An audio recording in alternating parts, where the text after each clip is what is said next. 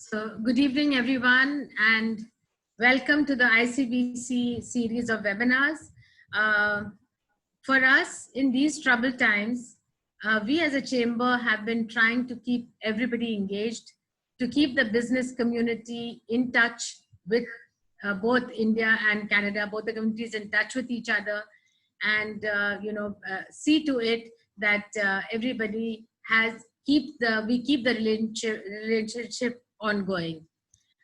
We also feel that while the business is going on and while we are connecting government and industry together, we also need to have the people-to-people communication ongoing, which is why we have restarted our connect with our members and our guests, a personal connect with them through these high tea sessions where we invite interesting people, as you will see our guests soon, whether it is from the film editing part or whether there's a photography. And today we have with us a very good, eminent journalist and an author who has joined us for this session.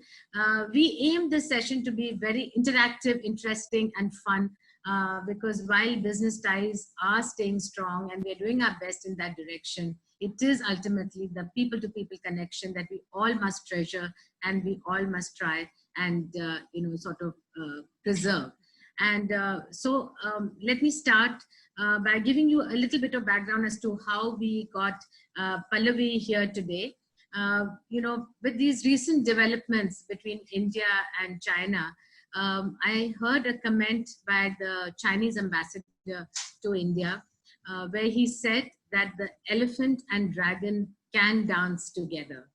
And my mind immediately went to this book called Smoke and Mirrors, which has been written by Pallavi Aiyar, where with remarkable wit and humor, she has thrown up comparisons between India and China, where she has shown similarities between the two nations without there really being any similarity at all, as we would have thought. But, and at the base of all this, there's a human touch, there is a humor involved. And I love the book. I'm sure all of you will love it. And I'm sure both of you will enjoy talking to her. And in conversation with her is Shivani Yadav from ICBC, who is equally interesting to speak with. She has kept her spirits up during this whole lockdown. And I'm sure you are going to be thoroughly engaged with a chat between the two of you. And to formally introduce Pallavi and the book to you, we have with us Suraj Nangya. Suraj is partner of Nangya and Anderson, which is one of the renowned financial services organization of the country. When you see Suraj, you may not immediately connect him with a chartered accountancy and finance. He is equally good with mountaineering. And I have, in fact, had several conversations with him on his climbing feats. So Suraj, while I would invite you to first come in, of course, I must say that Suraj is a member on the board of the North India Regional Council of ICBC. We have the councils in Mumbai, in Ahmedabad, in Calcutta, and one in Delhi, and Suraj is part of this council. But as I said, that during our meetings, whenever we have it, there's always a few moments devoted to our conversation on which is the next mountain that he's going to climb. So Suraj, I would request you that when you first start with your with the formalities of introducing Pallavi and then formally kicking off the session, do give us a couple of minutes on where you have been and what you intend to do next. Over to you, Suraj. Thank you, Nadra, for those words. Thank you, everyone, for attending. Well, that's a passion which I have been having since more than 12 years, and I've climbed 4 out of the 7 continent peaks and keep on doing. And the next target is Antarctica, so let's hope for the best. Well, I have obviously Pallavi has a lot of achievements, so I'll just go over them. And she is an award-winning foreign correspondent and author. And she's practically reported from all across the world, be it China, Europe, Indonesia, and Japan. And she has contributed to a lot of publications, be it the New York Times, the Los Angeles Review of Books, the South China Morning Post, the Wall Street Journal, the Caravan, the Hindu. So a lot of them which she's covered. She is the author of the 2008 China-memoir, Smoke and Mirrors, which won the Vodafone-Crossword Popular Award. She is also the lead author of a special Lonely Planet Guide to China for the Indian market. In 2007, she was awarded the Prem Bhatia Memorial Prize for Excellence in Political Reporting for her dispatches from China. Now, Pallavi was also selected by the World Economic Forum as a 2014 Young Global Leader. She has a first class degree from Delhi University, Oxford University, the London School of Economics, and the University of Southern California. In 2016, she also received executive education certificate in public leadership from Harvard University's Kennedy School of Government. She is currently based out of Tokyo, Japan. Pallavi, we are delighted to have you and thank you for agreeing to do the book reading session of your award-winning book, Smoke and Mirrors today. The session will broadly focus on the lighter side of the Indo-China relationships. Over to you, Pallavi and Shivani. Thank you so much for that wonderful introduction, Suraj. Thank you, Suraj. Hi, Pallavi. Welcome once Hi. again. Thank you, Shivani, once again. So, as I told you before we went live, Smoke and Mirrors is my comfort book, my go-to book. Every time that world politics and statistics and figures overwhelm me, I like to pick up Smoke and Mirrors and read it. Now, I can't tell you how wonderful that is to hear. Thank you. You're welcome. And having said that, let's start. I believe you will be reading out excerpts from Smoke and Mirrors. But before that, I would like you to just take us back into time, at the time when you were living in China. What was it for an Indian to be in China, and what was the China you saw compared to what it is today? Yeah. Yeah, you know, I went to China in 2000 and I lived there for about 8 years. I left eventually in early 2009. And I think China in that particular period was a very special place to be in. I remember the feeling of being there was akin to being somewhere where you were really seeing historical epochal changes happening. And you got very much the sense that you were going to one day tell your grandchildren that you were there when. Because it was very clear right from the outset that this was something seismic, it was something volcanic, it was on this massive scale. From the very first day, I remember arriving in Beijing and driving into the city, and you got the sense that buildings were being sort of vomited out, spat up from the earth.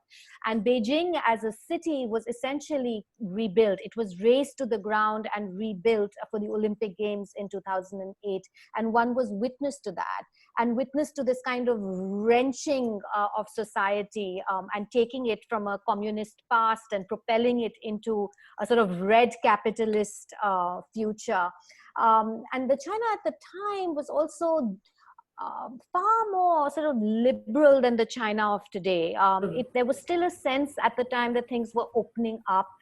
China had just joined the World Trade Organization in 2001. It had sort of become part of the global trading system. It had won the bid to host the Olympic Games that I just mentioned. And so there was a sense of it sort of, you know, kind of coming out, this debutante on the world stage. And it was attracting a lot of foreign talent. There was very much the policy to try to learn from other parts of the world. And so they had this category of person called Waigo, Zhuanjia, which translates as foreign expert, I think. And I was one of them. And I was brought in to teach, of all things, news writing in English at Beijing Guangbo Xueyuan, which is the Beijing Broadcasting Institute. But this foreign expert category was interesting because it existed across the board, from business to policy and government, law even, and of course in the universities. And so there was very much this conscious attempt of outreach. And there was an attempt to also bring back the Chinese diaspora who had perhaps left in the 70s and 80s to kind of woo them back. And also, I think when it came to foreign policy, there was a conscious attempt to sort of, win friends. And there was a lot of bridge amending at the time with South Korea, with Japan even, with Southeast Asia, with India. I was there again at quite an epochal time for relations between India and China, because in 2003, when Vajpayee visited India, I think that was the first visit by a prime minister in 15 years. And after that, it became a regular phenomenon. So it was really the re-establishing of high-level political contacts after and quite a long also time. of China just embracing the world, or getting the world to accept it and embrace China it. embracing the world, and there was a sense that it was, abiding its time. I mean, there was a sense of not the arrogance that you see today. I think was not there Was not at the there. time. Yeah, so it was kind of the softer side of China in many ways. We've seen a lot more projection of hard power in the last decade, but I think the time that I was there was sort of relatively benign, and certainly there was a sense of things opening, including on the media front, on reporting, and on generally opening to the world and outside influences. So it was a very exciting time, and as you just spoke about it, and also it's very evident in your book, Smoke and Mirrors. For those who haven't read it, please read it. It's a beautiful book. Can I show you a copy? I Yes, dug one please. out. There it is, Smoke and Mirrors. And what compelled you to write the book? What made you think that I want to put all this that's coming in my mind, I want to put it down in a book for the world to read? Right. What was the thought behind it? Right. So I arrived in China very naive. I think like most Indians, I knew quite little about the country. I knew about Gobi Manchurian and Paneer Manchurian, of course. But in terms of actually knowing anything about China, we learned very little in our educational system. And, we were sort of Western educated, westward oriented.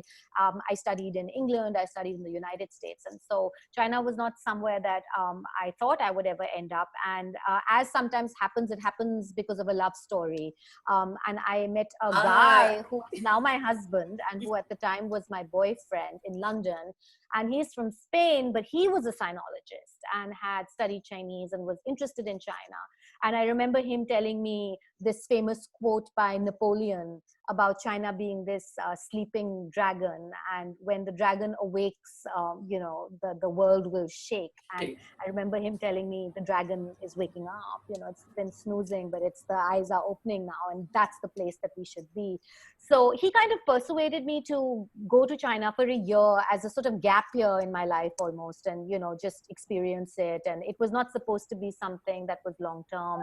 And because of this fact that I mentioned earlier about China kind of reaching out to foreigners, I was able to get this job at Guangbo Shoyan teaching. I had been a journalist with NDTV prior to this, so I had experience in journalism, and I had just got a degree in global media and communications from the LSE in London.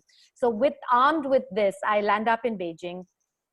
And I have to say, I was supposed to be there for a year. This was from 2002 to 2003. But what happened in early 2003, a word sort of flashed upon the consciousness, which today has a renewed relevance. And that word was coronavirus. We had a novel coronavirus, which was SARS, the severe acute respiratory syndrome. And in fact, the third chapter of my book, you probably can't see it. The title of it is Coronavirus. And many people wrote to me saying, how did you know about coronavirus in 2003? And I said that SARS was also a coronavirus. But the reason I'm bringing this up is because it started me on my reporting career. I was on the university campus, and when SARS struck, I started getting a lot of requests to write for Indian publications about, life under quarantine in China, what was going on the ground. And so I suddenly started getting all these feelers, including from my old employers, NDTV. People wanted me to do op-eds. And so I began to write about China, not just be a teacher, which is what I had done up till then. And I eventually ended up getting a job with the Indian Express as their China correspondent, and then became the China bureau chief for the Hindu in 2006. All of this, as I said, was during this very epochal time when China was literally front page news in India and globally, as it was undergoing this remarkable metamorphosis. And then people used to often ask me, you know, are you doing a book? Are you doing a book?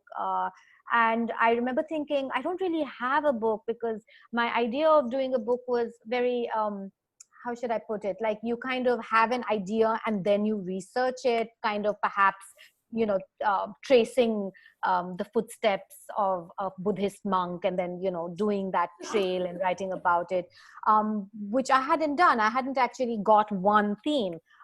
But I gradually came to realize that I had a broad ringside view, and there were all the stuff that I'd been reporting on, traveling the length and breadth of the country, was fantastic material, and that we had very little written about China from an Indian perspective. You know, China was filling up bookshelves globally, but it was almost always from a Western perspective, and there was a difference in terms of what topics we were interested in terms of how we interpreted the very same phenomenon, how an Indian or a Westerner would interpret the very same phenomenon. And so I basically looked at all this reportage that I had gathered over 6 years of reporting in China, and then I divided it thematically and chronologically, and then ended up telling the sort of my story in China, how I came there, the initial years, and then sort of broadening it out layer by layer, starting from the university campus to Beijing to China more broadly, and looked at issues from its economic growth to the place of religion, to Tibet and the periphery, Xinjiang, and to the political system, of course. So yeah, that's how the book actually came about. And it seems to have filled a space, you know, like I said, that space of having the story of modern China through the eyes of an Indian. Oh, Indian, yes. A fellow developing, you know, somebody from another developing country, populous, a neighboring country, and a country that faced a lot of similar problems. If you go back 50 years, I mean, you know, in the 1940s, 1950s, we were very comparable. True, true. So what are your favorite parts from the book? What are your favorite memories? Yeah, it's difficult. That's a bit like choosing between your children, isn't it? But I think if I had to choose a child from the book, it would probably be my landlord and the bits about him. I don't know if you remember, Shivani, from the book. His name was Mr. Wu. And I actually dedicate an entire chapter to him because I think he was emblematic of so much of China. He was a retired railway ministry official, and one of the sort of simplest people to look at. You know, he wore like these bush shirts and chappals and walked around.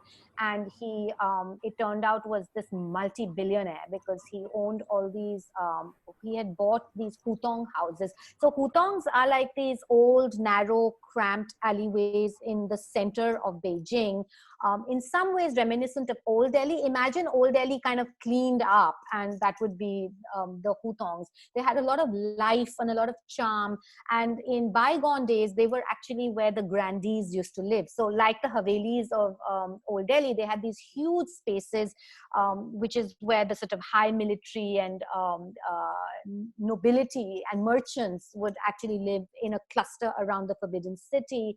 But in 1949, when the communist accession happened, the Communist Party appropriated all of this property and chucked out all of the inhabitants and kind of turned them over to work units, which then converted them into dormitories.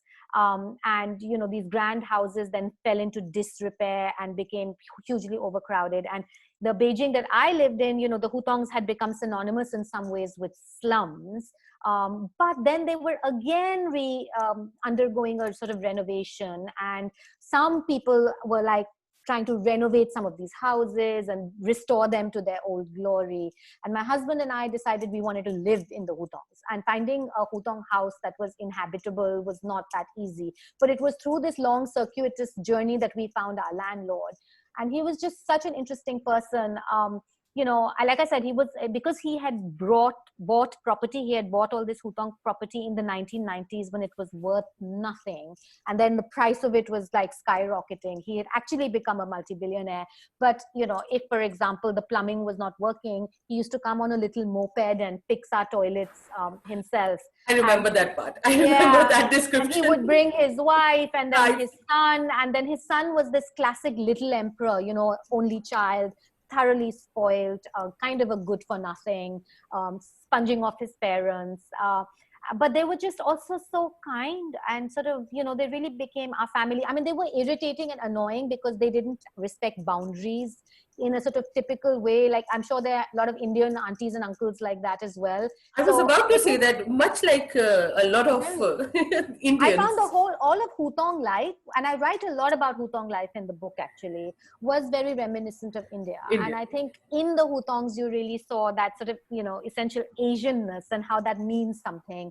You had all that, the itinerant vendors that we had in Indian neighborhoods, how you have the sabzi wala and the chaku wala and the press wala and the dhobi and all of that, the kabadi wala. You had all of that going on in the Hutongs, with a Chinese twist. So you had the candied crab apple wala and the knife sharpener wala and the coal briquette wala in the winter and the gold fisher seller wala and, all these guys coming on their bicycles, and your newspaper was delivered to your house. And these were, the sort of the rhythm and texture to life was quite similar because these were urban villages. That sense of the village and the city being connected, which you have in Indian cities, you also had it in Beijing of the time. Although I fear it's disappearing fast in China, but at the time it was still very much there, and it was very reminiscent and sort of homely for me. And the fact that the neighbors would just sit outside on the road, so every time I left the house, they'd know what time I came in. All that gatekeeping that you see in an Indian mohalla, it was there. The gossip, the curiosity, the nosiness of the local aunties and uncles, and anyway, and my landlord was kind of part of this, and it was really fun, Shivani, but we haven't been in touch for years and years. And then 2 years ago, we returned to Beijing on a holiday with the children just for 3 days. And we couldn't contact the landlord because we had the mobile phone in which the number used to be was long gone. And but I took the kids to the Hutong where we used to live to show them the house that we used to live in. And on a chance, we knocked on the door. And the landlord opened it because the house was empty and he was showing it to a new tenant. And I remember he opened it, he saw us, and he acted as though we'd never left. And he just kind of hugged us and dragged us into the house, phoned his wife. And the next thing we knew, we were taken off for lunch. And like the whole day we ended up spending with them, after a 10-year gap. And, we speak to each other in Chinese. He doesn't speak a word of English. And our Chinese is passable, but it's not amazing. So, I mean, it means that he puts that extra effort into that relationship. I'm just 7 years living in China. I think it's more than possible. I'm pretty sure you're fluent in Chinese by now. I mean, you're speaking the language every day. Conversational Chinese. Yeah, that's quite different from written and, like intellectual or conceptual Chinese, I would say is beyond me. But conversational Chinese, I was all right at. Okay, and what other parts? Some parts that you would like to read out to us? Anything that you would like to highlight from the book? Well, I was thinking perhaps I could read a bit from the coronavirus chapter, just given the COVID situation. Yeah, sure. Give us all goosebumps. Yes. Because it's amazing how I know. So many years ago, you named it coronavirus, and we've got it now. 2003, right? So should I do that now, Shivani? Yeah, sure. Okay. Let me.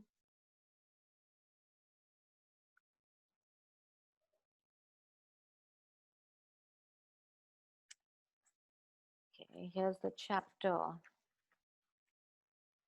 Okay, so I am talking about the spring of 2003, about March. And at this time, I am a teacher. I'm a university professor at the Beijing Broadcasting Institute.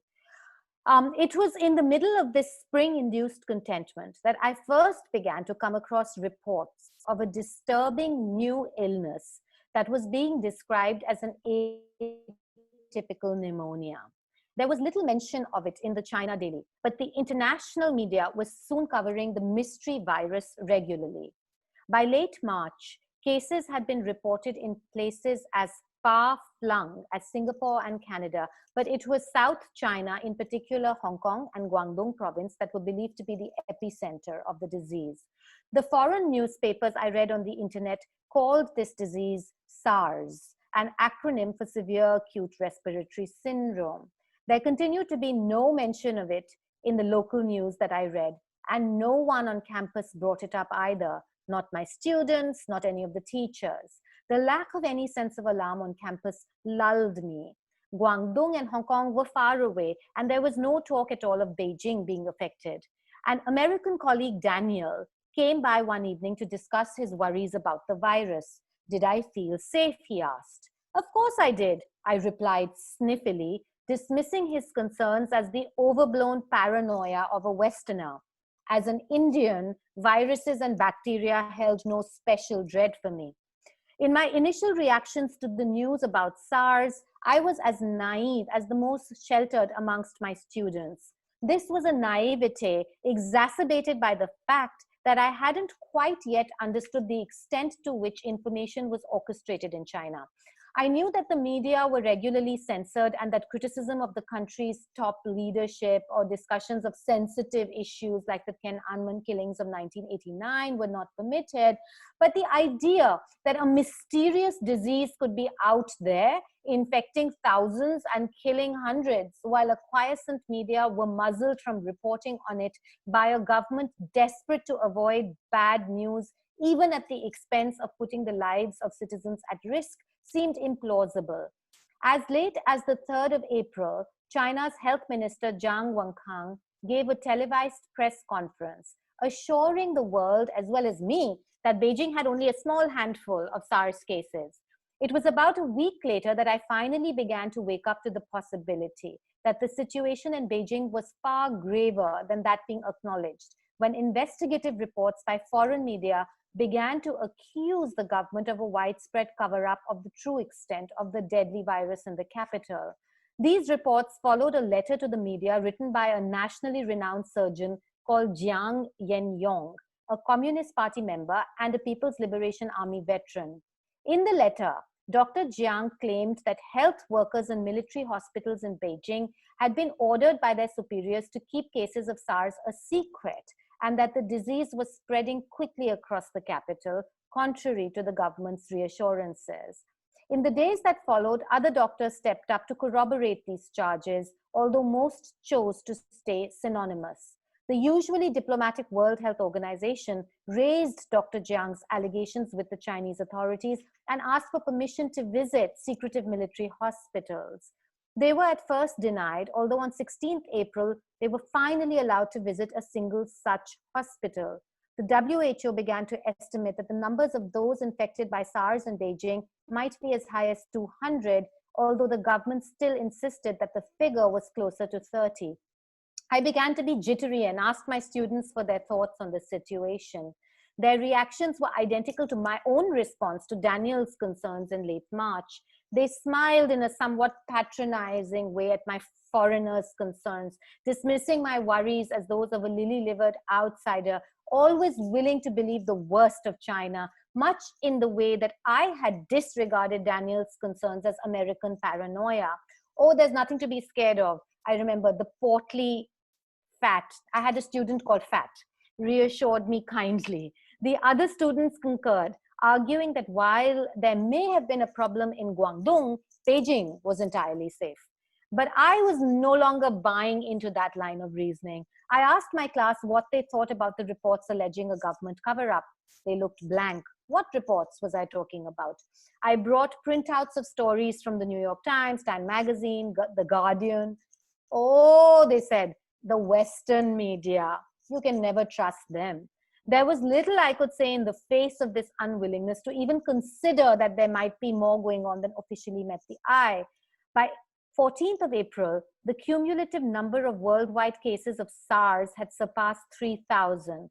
Close to 800 cases had been reported in Guangdong, and Hong Kong was in a state of crisis. But even as concern about the disease around the world mounted, on campus, the daily routines continued uninterrupted. Having only recently completed a loftily titled Global Media and Communications degree, I was struck by how little difference the availability of uncensored information about SARS on the internet made to the attitudes of both students and teachers. Readings on the new media for my degree had led me to think of the internet as an almost magically emancipatory tool, empowering ordinary people in the face of oppressive authoritarian systems by enabling them to circumvent officially controlled and imposed versions of the truth. The Chinese government, also apparently in agreement with such thinking, spent considerable resources in attempting to tame the internet. Given increasingly sophisticated web filtering technology and the swelling ranks of its internet police, China had achieved a certain degree of success in its aims. But this success was far from complete, and information on just about any topic could be located online if the user persisted. Yet, despite the internet, my students blatantly ignored the independent information out there available freely for anyone who looked for it. And I was taught a lesson in the basic truth that availability of information in and of itself achieves little if it is not actively sought out. And my students were not interested in seeking it out yet. Because suddenly, on the 20th of April, the Chinese authorities announced that Beijing had 339 confirmed cases of SARS, a number 10 times more than the 37 cases made public until the day before that. The health minister, Zhang Wenkang, and the mayor of Beijing were fired. By the 23rd of April, the official count for SARS cases had doubled again to 693. Within the space of a few days, Beijing became another city, its traffic-clogged roads and buzzing, busy streets falling silent. Restaurants closed for business. Offices made contingency arrangements for employees to work from home. Hospitals were quarantined. All primary and secondary schools were suspended. Face masks became a ubiquitous appearance, and vast stretches of the city came to resemble a surreal hospital with manic surgeons on the loose. Rumors began to swish and swoop like malign giant birds. Their flapping wings, the stories I had downloaded from the internet. The students now spent several hours a day monitoring news online. Forwarded text messages on their mobile phones became a major source of information or misinformation, as was usually the case. Remember, this was before WhatsApp. Mobile phones were very new. So all of this was going on text messages. One of the more common rumors doing the rounds via mobile phones was that Beijing was going to be put under martial law and all entry and exit points would be sealed off. Students began to flee the city, returning en masse to their hometowns, despite a college regulation that ordered them to stay put. The official media urged restraint and calm. The college radio began to broadcast soothing synthesizer folk tunes instead of the usual brisk exercise music. The music provided the background to a recorded message that played all day on loop. Trust the government, trust the college, you are safe. Let's fight SARS together. Relax and play some badminton. Read a magazine. Trust the government, a disembodied voice cajoled. But the exhortations fell on deaf ears as the classrooms and dormitories continued to empty out in direct contravention of both college and government rules. Get out while you still can. Grace, one of my students, begged me one morning. She showed me an SMS she'd received a few hours earlier claiming that over 30,000 people had been infected with SARS in Beijing. I responded by showing her another SMS that I had received the same morning. Mine was from the Ministry of Health, which had begun to send out daily SMSs on SARS in an effort to combat the rumors that were so rampant. SMS had become a contested arena, simultaneously used by the government as a channel for promulgating official information on SARS and by users to circumvent and disseminate non-official, non-authorized voices. Shivani, I'm going to just leave it there. But it's interesting, isn't it, the comparison? Wow. It could be written yesterday. Exactly. They say history repeats itself. So whatever you just read out, it is even actually I think so apt for what happened at the beginning of the year. That's right. And all of that, the control of information, technology Yes. is a kind of contested arena, the regulations to stay put and people breaking those and sort of leaving and going back to their hometowns, cover-ups, whistleblowing doctors. Everything. It's like I amazing. said, you've given us goosebumps because you knew about this so many years ago. All right. So I think now from something really morbid, let's move to something lighter, happier, wittier. Yes. In fact, I remember this. That's my favorite part. I think there was an Indian delegation visiting China, and you were part of the negotiations or whatever. And during lunch, the Chinese told you, "Please go and ask them what they will eat, because you Indians don't eat anything." And the Indian side, on the other hand, said to you, "Oh, these Chinese will eat anything." They eat everything, right? Yes. No, that was hilarious. I have a chapter in the book, and the title of the chapter is Chicken Feet and Jain Diets, because, I think that kind of sums up how mutually incomprehensible the two cultures are to each other gastronomically. And of course, gastronomy is a major part of culture. So there is something to be learned from that. But yes, I used to be an advisor on China issues to CII, the Confederation of Indian Industry, based out of Beijing. So I did a lot of these business groups that would come and visit China on familiarization trips. And I think food and lunches and dinners were like the number one priority, far harder to organize than the meetings themselves, which were a cinch in comparison. And of course, because many people also arrived thinking that they were going to eat Chinese food, which was Chinese food that they were. Yes, another thing I've been dying to ask you, I think I never got down to asking you all these years. Do you have gobi Manchurian in China? No Manchurian at all, right? So that was invented in Bombay, right? By that answers, yes, a lot of questions. A lot of people would have been dying to ask that. So I think we've answered. We've taken care of that. Manchurian. And I think the other thing that people used to get very upset about was that they didn't find the white vinegar with the green chilies floating inside it. That lack of that white vinegar with the green chilies was like, what? And the Chinese tend to use black vinegar if they do add vinegar. So this white vinegar with green chilies is a complete Indian invention. And that chili sauce, the kind of Indian chili sauce, which looks like a chutney, which we keep adding as well. Plus the Chinese tend to eat different textures. So food that's quite glutinous and cut, with a lot of cartilage. Even if an Indian would say, I'm non-veg, then when they were confronted with, the innards and intestines, and including my landlord, my God, he was always taking me out for dinner and, saving the choicest morsels for me, which were like kidney and lungs, and sort of scooping them into my bowl. So I remember a lot of my time in China was spent sort of hiding my food, becoming very good at sort of disguising it and placing it in strategic places under the rice, so that the host would not be offended. Yes, it's a very major thing in China. If the host is offering this, yes, and they get offended, it's like an insult. Well, they are proud of their cuisine. For the Chinese food, it has a long history. It's imperial cuisine. It's and it is actually excellent. It's just that obviously our palates are different and we aren't used to eating the whole range of things. And to their brains and logically, if you eat this part of the animal, why would you not eat that part of the animal? So for them, it's kind of incomprehensible, the pickiness that Indians show. And I have to say that it's not only the Chinese, the Japanese also find it very difficult to deal with Indian business delegations. Like everywhere across the world, people complain about Indian business delegations and then, in the end, they have to give them Indian food, which is ridiculous. They come to a foreign country and then, they want to introduce them to the cuisine, but in the end, they end up finding Indian restaurants. And we used to do that at CII as well, just do Indian meals. Because, to then start catering to Jain diets in particular and the root vegetables. Oh my God.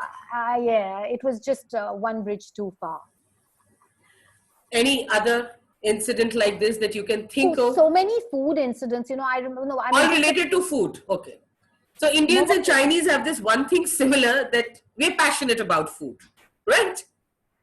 Yeah, we're passionate about food. But I'm just saying, these hilarious food incidents. I remember being at a banquet in a local town somewhere. You know, the worst were these banquets in small towns, because it was an occasion for the municipal authorities to splurge, to show off. And the moment that, you know, there's going to be an expensive meal, that's when you know it's going to become inedible. The simplest food is actually very nice. If you get invited to somebody's house, that's usually vegetables and, you know, some simple meat, they'll cook it, it's delicious, you eat it. But the moment it's sort of a banquet, then it has to be fancy. And when it's fancy, it means all of the shark fin and, you know, sea cucumbers and sea urchins and abalone, and, you know, this is expensive stuff, and they want to show off, and you know, that they are being hospitable, and the expression of hospitability comes from the expense, and that normally means exotic, and when it's exotic, it's not going to be not Indian, that easy for an Indian, not for the Indian palate, right? So, you know, so you sit down and you're almost always going to get a sea cucumber. Have you ever eaten a sea urchin or a sea cucumber? No, I'm a very true Indian. I'm very picky about my non-vegetarian food. What do you do? So, you know, I mean, you have to. I had to do this. I mean, I would have never been able to live in the country otherwise. But there was this, it's horrible. It's kind of this glutinous black creature with sort of spikes, and it comes floating in a soup. And I remember thinking, oh God. So anyway, I was going through course after course and not being able to eat it, and sort of, you know, putting it under rice, and, you know, and then finally the soup arrived, and, you know, it looked quite nice, and I was sitting next to this guy, and I took a sip of it, and it tasted a bit of coconut almost, and I was, you know, oh, finally something I can eat, and I ate it, and I was like, oh, this is delicious, this is great. And the guy next to me, the Chinese official, was like, yes, it's very rare. And at that point, my heart dropped, and I thought, oh my God, if it's very rare, what is? So I said, what is it? You know, halfway through eating it, and he was like, it is, you know, the frog. It is the ovary of the frog. And I was like, I remember my spoon dropped, and he realized that maybe this was the wrong thing to say. And he wanted to comfort me, and he was like, no, I don't mean small frog. I mean big frog, bullfrog. It is the bullfrog ovary. And I was like, oh, wow. Anyway, I have to say the bullfrog ovary tasted fine. I mean, if I hadn't known it, I thought it was sort of tasting of coconut. And, well, thank you for that. So if I ever go to China, I know that is something that will taste fine. I can try that, right? Bullfrog ovaries. Go for it, Shivani. Shall keep that in mind. Okay, unfortunately, that's all the time we have for today. Anybody interested in asking anything to Pallavi? Anybody interested in talking to her? I can see that there's a hand up in the chat. Yes. I don't know how that works exactly. Okay, so we have Rajkumari who's saying she's unable to hear us. I wonder why. Rajkumari, I think I'm unmuting you. So if you would like to talk to Pallavi.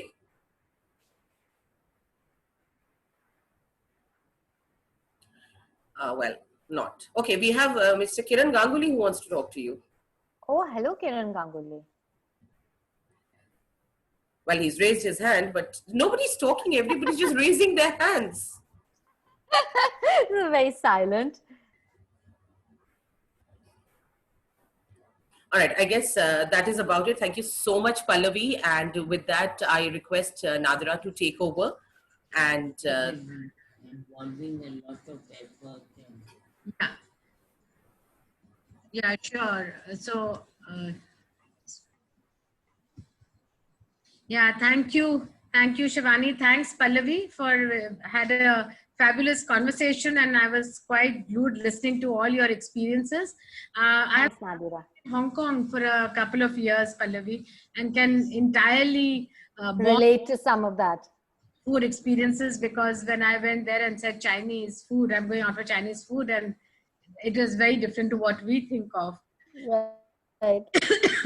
But apart from that, of course, you know, there are a lot of other things that you know, that one learns being over there, and how we adjust and adapt.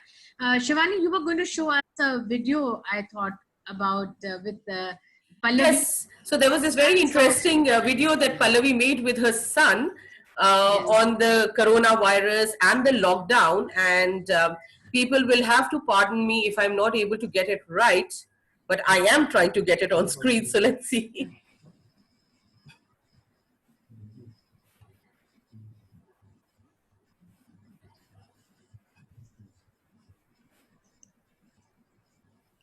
So just for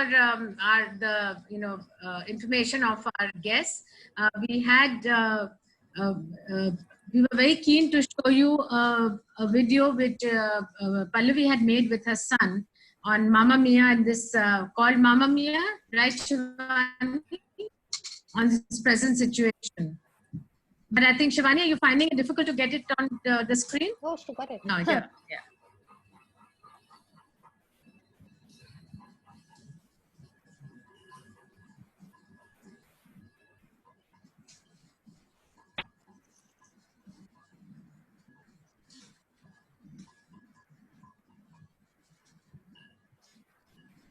I think you have to play it from the beginning, Shivani. Yeah. But I can't hear. But I think the volume isn't on.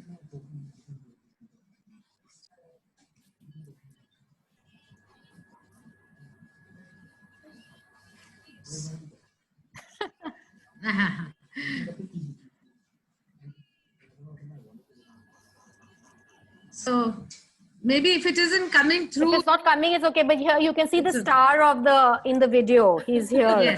Yes. So, so nice to meet him as well, Ishan. And yeah, they wanted to show a Mamma Mia song. Yeah. So we can have him sing it to us. No, he'll never forgive me. Okay.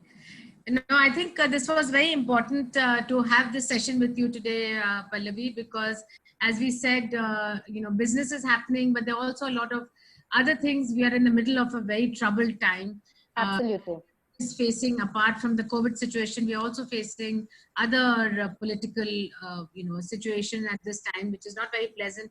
But we need to take time out for ourselves to have some positivity, to have some humor in our lives. And I'm glad you brought that to us today. And we will look forward to your next book, which is being released soon, which is based in Japan. And hopefully next time, once that book is out and we've read it, we'll bring you on again to talk about that. I'd love to join. I would like to thank all our guests, all our members who are here with us today for logging in. And we will be continuing with our webinars, not only on the business side, but also on the cultural and on the, on other sides as well. So please stay tuned. We look forward to having you with us at our next session next week, which is on aerospace and aviation, very far from what we did today. But equally important for all of us. So let's just, look forward to the next time. In the meantime, just want to tell all of you, please stay home, stay safe. We need clean hands, but we also need a clear mind and an open heart. Be kind, everyone, and stay well. Thank you very much. Have a good evening. Thank you very much. Bye-bye. Bye-bye.